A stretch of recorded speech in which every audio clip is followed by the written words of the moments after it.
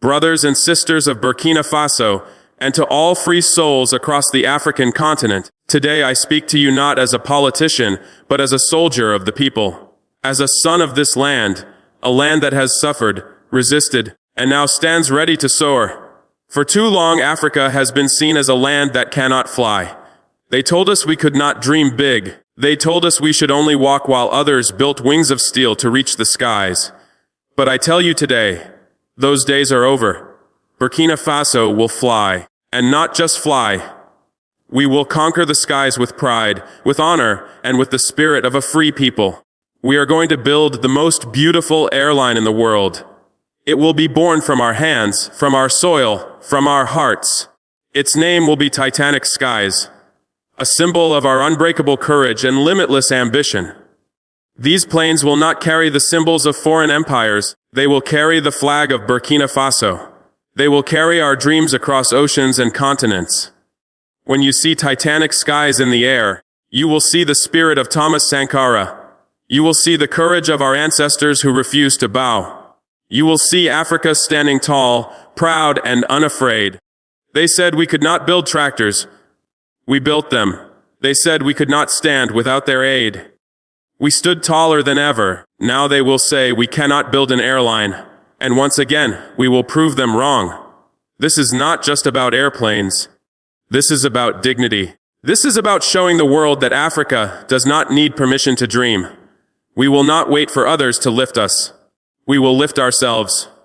Every rivet, every engine, every design will be crafted with the love of our people. We will train our youth, engineers, pilots, designers, and visionaries, right here in Burkina Faso. They will learn not to copy, but to create. They will not serve foreign masters. They will serve their nation. TITANIC SKIES will not be just an airline. It will be a message written across the heavens. Burkina Faso is free, and Africa is rising. When these planes fly, they will connect our land with the world, not as beggars, but as equals. From Ouagadougou to Paris, from Bobo, Dioulasso to Beijing, from our red soil to the blue skies, we will show them what African excellence looks like. And I say to our brothers and sisters across Africa, this victory is not ours alone. TITANIC SKIES will carry every African dream. Every black child who looks at the sky and says, I want to fly, will see that dream reflected in us. No longer will our young people have to leave their homeland to serve others abroad. They will serve their own people with pride. No longer will we buy what we can build. No longer will we depend on those who exploit us. I want every Burkinabè to look up and feel that fire in your chest. That is your pride. That is your future taking flight.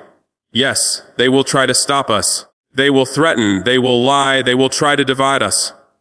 But we are no longer afraid. Fear is the weapon of the weak, and we are not weak. We are the children of warriors, the descendants of those who faced colonizers with nothing but courage in their hands.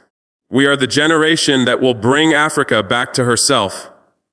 We are the generation that will make our mothers and fathers smile from the heavens. So to every worker, every student, every farmer, this project belongs to you. TITANIC SKIES will be built by your hands, powered by your will, and guided by your dreams. You are not building planes, you are building history. When the first TITANIC SKIES plane takes off, let it carry our hopes higher than any border can reach. Let it tell the world that the age of dependency is over. The age of African pride has begun. We will not ask permission to rise. We will rise because it is our destiny. We will rise because freedom demands it. We will rise because the spirit of Sankara burns within us. And to the powers that once chained us, look up. You will see our colors in the sky. You will see Burkina Faso flying free, and you will know your time is over. Our time has come. Our sky awaits. Our destiny is calling. Long live Burkina Faso. Long live a free and united Africa. And may TITANIC SKIES carry our revolution beyond the clouds forever. The purpose of this speech is rooted in 5 powerful ideas. The first is about reclaiming Africa's right to dream and to build what others said was impossible. Ibrahim Traoré begins with fire in his voice, reminding his people that Africa was once told it could not stand, could not dream, and could not fly. He declares that those lies end now. Burkina Faso will no longer walk while others soar. The creation of an airline becomes a symbol of dignity and courage. By announcing Titanic Skies, Traore tells the world that the African spirit has no ceiling, no borders, and no limits. This vision is not merely about technology or engineering. It is about belief, faith, and the unstoppable will to prove that Africa can achieve what others doubted. The second idea centers on national pride and the rebirth of self-reliance. Traore presents Titanic Skies as something born from the soil and the hands of the Burkinabè people. Every rivet, every design, every flight will come from their own youth. It is not a company, it is a movement. A movement to reclaim ownership over the nation's destiny.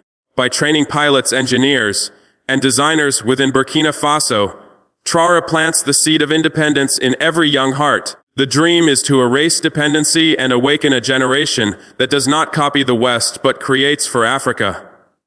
This is the rebirth of true economic freedom, built, flown, and sustained by the people themselves.